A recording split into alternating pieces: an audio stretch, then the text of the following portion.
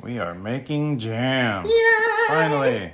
First things first, you got to clean all your jars, obviously. These are brand new, but we just went ahead and ran them through the wash. These are some of our older jars. We're getting ready to boil and disinfect these. Yeah, and these already went through the wash once. Yeah. They went through the dishwasher just because they've been under the cabinet for a while. Yeah. So, we haven't jarred in a couple of years, so. yeah, sterilization. Yes. That's what's the most important thing when you're making your jams. And not just the glasses, but the lids and the rims as well. Everything's got to be as sterile as you can possibly get it if you want to keep your stuff longer than a few days. Yes. All right. If you have a good large pot, that's going to help you a lot when you're doing this. Otherwise, you just have to do less at a time. No big deal, but we ended up with this gigantic pot just for jams, really. So first things first, you're going to add your jams, your lids, both parts of your lids, your 2-part lids. You got to make sure they're all sterile. You can use the rings more than once, but the flat parts you can only use once. So we're going to bring that to a boil. So right now we're just loading our pot. We're going to fill it full of water and we're going to fill it on the stove with the lid.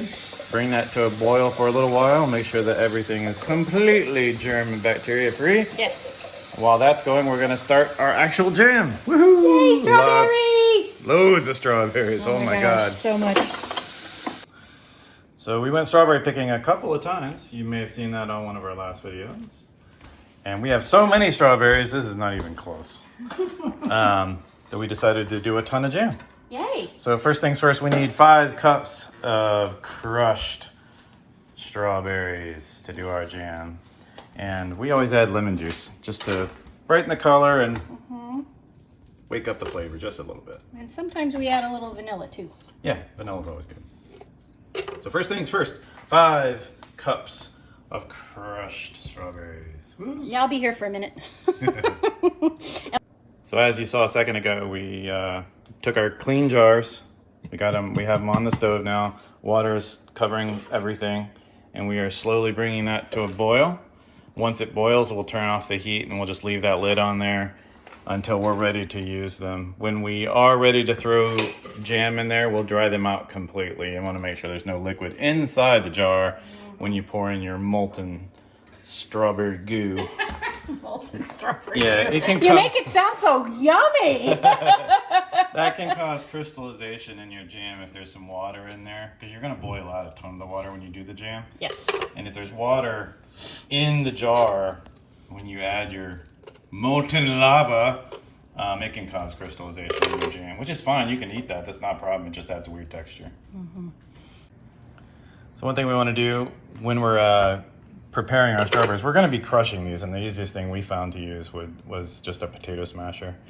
You could also do this, you could just puree them in a food processor or a blender, that's fine. Yep. We just do most of it by hand because these are small batches. But we're going to add some lemon juice to these, and we're just going to use 1 tablespoon of lemon juice.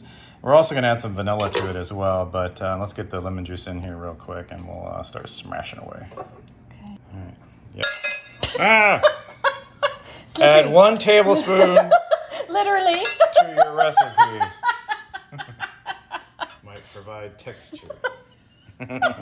So 1 tablespoon of lemon juice. Yeah. When your hands are not slippery from cutting strawberry tops. A little extra, but that's okay. 1 tablespoon per 5 cups of berries. We found works the best, but we also use citric acid, and we'll talk about that later. So what I'm doing over here with the knife is I am coring the strawberries to just getting that kind of more dense part out of it. Some people cut the entire top of the strawberry off, but then you're cutting off a lot of really yummy strawberries. So I prefer to take a little more time and just do a little quick core. And it's just a quick circle with a sharp pointy knife. And then you have all of that strawberry goodness in there. Yeah, and the rest, the tops are really good for your lawn, actually. Yes. And if you like to feed the bunny rabbits. Yeah. All right, so next up.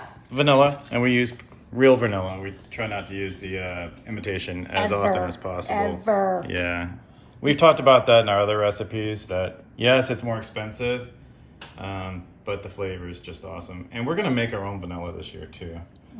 But right now we're just using what we can get at the store. So that's just 1 teaspoon of vanilla. added to the 5 cups, soon to be smushed up strawberries. All right, so we're just mashing as we go. And again, we need 5 cups of these, and that now contains the lemon juice, which was 1 tablespoon, and the vanilla, which was 1 teaspoon. There we go. We're gonna get up to 5 cups of these. And we'll talk about the citric acid here in a little bit, but just in... That's why you ur. What are you showing me? Oh. Sorry, that's why you ur, because you can get kind of a lot of pith, and you get that out, and it's just a smoother, sweeter jam. Yeah, look at that color. I know. It's awesome. And the lemon juice actually helps maintain some of that color. All right, we are right at 5 cups. Mashed strawberries. Yes. All right, we're gonna take these over to the heat in just a second. All right, last thing we're gonna do before we take this over to the heat, smash up these last couple strawberries. We're gonna add a little bit of citric acid to the mixture here. Just gonna brighten up the flavor. It's gonna give it a little bit more sour without actually having to add liquid like your lemon juice. So we're gonna start with 1 teaspoon of citric acid, and you can just order this online. You can find it in most stores. It's actually used as a preservative. You can use it as a preservative, but all it is just gonna add, it's just gonna add a little bit of sour. We learned this in our bakery owning days. Citric acid goes a long way, so start small. Yeah. So we're gonna start with 1 teaspoon for this. So our jars are boiling. We're gonna let that go for about 5 minutes, and then we just turn off the heat. Everything will be completely sterilized in there. They've been going for 2-3 minutes like that now. We'll kill the heat in a second, and they're good to go. End of the bag. All right, this is where you add all of your sugar. All of it, apparently. Literally. Not a healthy recipe. No, I mean, this breaks up. Yeah, you want 8 cups of sugar. We're almost there. We're there. 8 cups of sugar is going to go into this particular recipe. Alrighty. And one of the things that the instructions say is never throw the cups, like never try to measure them in the stock. Always dry measure them separately, because the sugar is instantly going to start dissolving. Yeah. And you may end up throwing in way too much sugar, which, you know, those of you who love sugar may not think that's a thing, but it is. And then you just give it a good stir, and then we're going to put it on the heat. Mm-hmm. I can't tell you how good that smells already. Oh my goodness. Reminds me of Kool-Aid. That's what it smells like. It does. It does. It smells like the packets before you even put the sugar in. All right, so what you want to do is bring this to a boil. We use medium-high heat. You can go all the way, you just got to be super careful with it. You don't want to burn it. It'll add a weird flavor to your jam. Mm-hmm. And as you cook the jam, you're going to notice this mixture is going to go kind of clear. Mm-hmm. Uh-huh. Okay, while our jam is going, we need to get the jars out. They're fully sterilized now. And one of the things you want to make sure, if you have a big pot like this, don't use like standard tongs to get these out. I'll show you why. Ready? And you will do this, I promise you. If this is your first time, you're going to go to get stuff off the bottom, and you're going to stick your hand right into that liquid. Ow. Right into that water that's crazy hot. It's no bueno. Yeah, so these are just from the grill, actually. Mm-hmm. Yeah, we wash and sterilize those, and we just use those to grab everything. It works great on even the flat parts. You'd be surprised. So yeah, when you get those out and let these start drying off, they're fully sterilized now. We're just going around inspecting some of our lids.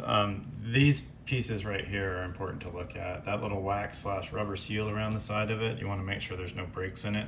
Sometimes they just come from the manufacturer like that. But another thing too, you kind of want to avoid scratches. This one had a deep scratch on it right there. Yeah, you can kind of see it. So we're just gonna avoid that one. Another things we look for again are that waxy/rubbery seal that goes around there. Sometimes they can be faulty, really. So we just go through and make sure that they're all okay before we use them. And that right there is just more of this stuff, so it's totally fine. We thought that might be rust or something, so we just took a look at it. So you do want to inspect that. And also you want to make sure your jars don't have chips or anything in them. I know a lot of this is pretty, like, duh. Well, but it's not for someone who's just starting. Right, Make make sure there's no know. chips in your jars, especially around the lids and stuff, because that can cause a faulty seal. All right, back to the oven. Okay, we've almost got a rolling boil on this. It's getting really close, and this is medium-high heat on our little electric convection oven. We use the liquid pectin, the CERTO. It works great. It's the best. Yeah, and for this particular recipe, we use 2. Because we want to make sure our jam sets. That's one of the most important things to us, is that the jam sets. And this doesn't add any flavor or anything to your jam, but it definitely guarantees when you use 2 of them like this, a set. It's going to be a hard set, as it were. But we go ahead and cut the lids off, because once this boils, you got to act kind of fast. Yeah. Because it's going to, if you ever brewed beer, you get like a hop break when you brew beer. You're going to get something similar with this, with the jams. When it starts to get that rolling boil, you get a lot of the bubbles on the top, and some people don't like that in their jam because it kind of discolors the top of the jam. We don't mind it, but if it goes too far, it'll start to burn. So we just got to watch this real quick. It's going to go fast. Forgive my filming, I'm trying to do this with one hand, but one thing you want to make sure you do is you stir constantly with this stuff. You do not want it burning to the bottom of your pot. No. And like I said, when it boils, when it goes, it's going to go quick when it starts to roll. And then once it's rolling like that, you want to go for 1 whole minute rolling boil. Then you add your pectin. It'll stop boiling because it's going to cool the liquid down. You're going to wait for it to roll again. That's a constant rolling boil, whether or not you're stirring or not. Here we go, it's getting close. And do it for another minute once you've added your pectin. So this is getting real close to being a rolling boil. And we're gonna put a timer on it. Again, rolling boil is just a boil that doesn't stop when you stir it. That's all that means. Mary's still working on the jars. We've got our water left over because we're gonna do multiple batches. We're gonna sterilize more jars. It's not as easy adding your jars to already hot water, but you know. All right, here we go. So there's the boil. We're gonna start the timer, 1 minute. It's 3:15 right now. Thank you. This is part you gotta be really careful. You might wanna, I'm gonna need both hands for this. So I'm gonna stop recording real quick. I'm gonna just hand this to you. Okay. Because notice how high and fast it goes? Yeah, it got floofy quick. If it starts to get too close to the top, you're going to want to take it off the heat, move it off of your eye for a split second, it'll stop. Mm-hmm.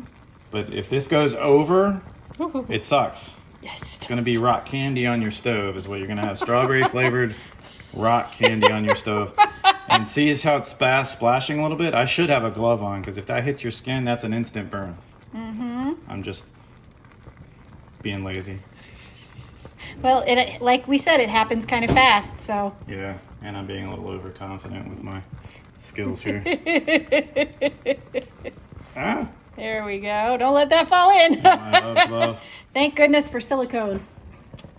Yeah. All right, there you go. There we go. We're going to add the pectin now. Mm-hmm.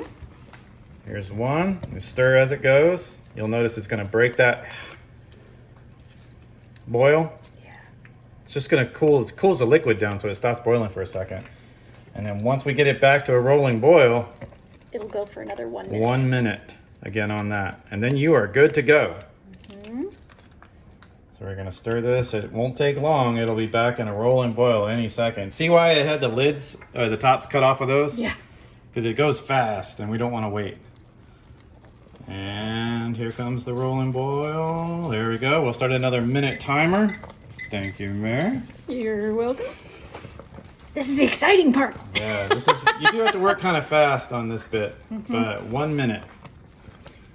And again, if you forget your glove, woe is be unto you if you get this stuff on you. It's a bit hot. Not only is it hot and will burn you instantly, it sticks. Yeah. So just be super careful. It's looking good. Yeah, it smells amazing. Oh my gosh. I wish I say this all the time. I wish we had smell-o-vision because woof. It smells like the Kool-Aid man just burst through our kitchen wall. Oh yeah! Oh yeah! Damn it, Kool-Aid man. My parents are going to kick my ass when you get home and they get home. How much that wall cost? Was that Dane Cook that did that bit? I can't remember. I know, probably. No! 5 seconds. And we'll kill the heat. Yep. There you go. And take it off of the eye. Mm-hmm. And we are ready to start pouring our jars. All right, we'll be back in a second. All righty. So if you know anything about Pyrex, you know that their pouring spouts suck. Yep. Even if you have the little ones like this is like a 4-cup. It's just really hard to pour. It just always runs down. You don't want your jam all over your jar. So we have these little silicone pours. We've never used these before. So this is a first. So we'll see. If it works out for us, we will recommend them and link we'll recommend. If it doesn't, it burns my face off. We won't recommend them. Looks like I can hold it, no problem. It's just going to be kind of flimsy. Just gotta be careful. All right. Start at this end. You want to start the big ones or the small ones? Start at the big ones. Do the front row. See the foam in there? You can get rid of that. You can actually add butter to your jam and it'll get rid of it. Or you can ladle it off. But there we go. you want to pour that in your jars as hot as it'll go. And you want to leave about a 1/4 inch, if that, maybe an 1/8. Look at those chunks. Space at the top.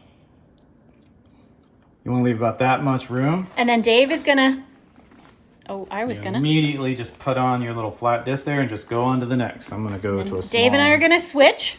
Here you go. We're gonna go to this. Here's a small one. And pretty darn close. Perfect. Then you put a lid on it. And you just wait. And then what you do is you follow behind the ones that have the lids and you screw them down, but not all the way. First, you have to make sure you're actually in the threads, which is not always as easy as it sounds. But not all the way at first, because you're going to need to tighten them over and over and over again. All right, on to the next. So we're going to do another medium-sized jar here. Cute little jam jar. So cute. And again, you want it really close to the top, not all the way up. I'll hand this to you. Absolutely. I'll move on to the next. And then you do that. And I tell you what, this little silicone pour, it's nice to pour, but it's getting hot in my hand, boy. I think you and I had talked about you using a glove, if I remember correctly. Yeah, I'm just like in a hurry, you know. This one. So I'm gonna go to the small one because I don't know if I have enough to fill that big one. And perfect. All right. there we go. And again, I'm not worried about the foam in those first pours because we don't care. We just stir it in anyway. It's not like it tastes any different. It just has a different consistency. That's all. So you may notice my filming's a little erratic, and I'm sure Dave has done some nice editing on this, but that's because the priority is making sure that we get the jars covered and sealed in time. There we go. All right, yay, a purple one. Another big one. I think that's destined for my brother and sister-in-law. Man, it smells good. I know. It smells like... Really close to the top again, not all the way. I know I keep repeating myself, but... we need to know. Don't even hand me a lid there. There and you I can go. do it real quick. If you can hold on to the jar before it gets hot, it's good to go. But you're going to want to come back through with a glove and tighten these over time. And we'll show you that next. Some people don't put the rings on immediately. We do. It doesn't really matter. It just keeps them in place. Yep. Because you don't want to accidentally wave a hand and knock something that is starting to seal off. And then you've got to start all over. And these are going to seal themselves. As the liquid cools on the inside of the jar, it's going to create a vacuum. And just like the jars that you buy from the store, they're going to pop. You'll hear it. You'll hear. I think I have enough for this little one, maybe, I hope. More jelly than jam. That's okay. Oh, yum. This is going to be ours. Okay. Our little tester. Okay, Notice cool. I would normally fill that way higher. Yeah. Actually, you know what? Give me a second. I'm going to fill it. You can do it. Dun, dun, dun. All righty. There we go. And then we'll do a little bit of spatula-ing. Yeah, that'll be for us. We're just going to put it in a jar. I mean, on a plate. All right, you can. Scoop it up and eat it. Excellent. So there's that. I'll get a ring on it real quick. The glass is already almost too hot to touch. Any others need rings? No. We're good on all Yeah. of them? All right, this might be our last jar. Pretty close. this. Do we have room for one of these little tiny guys? Maybe. Okay, cool. If it has to be ours, it has to be ours, you know? Yeah. Boop. Hooray! A little bit last bit of that little foam. There you go. And then there's our... Yep. Get this. We have this, we always do a little testing bowl to make sure everything is setting. And that's where the very last of everything goes. And plus, you know, we get to eat some right away. Yeah.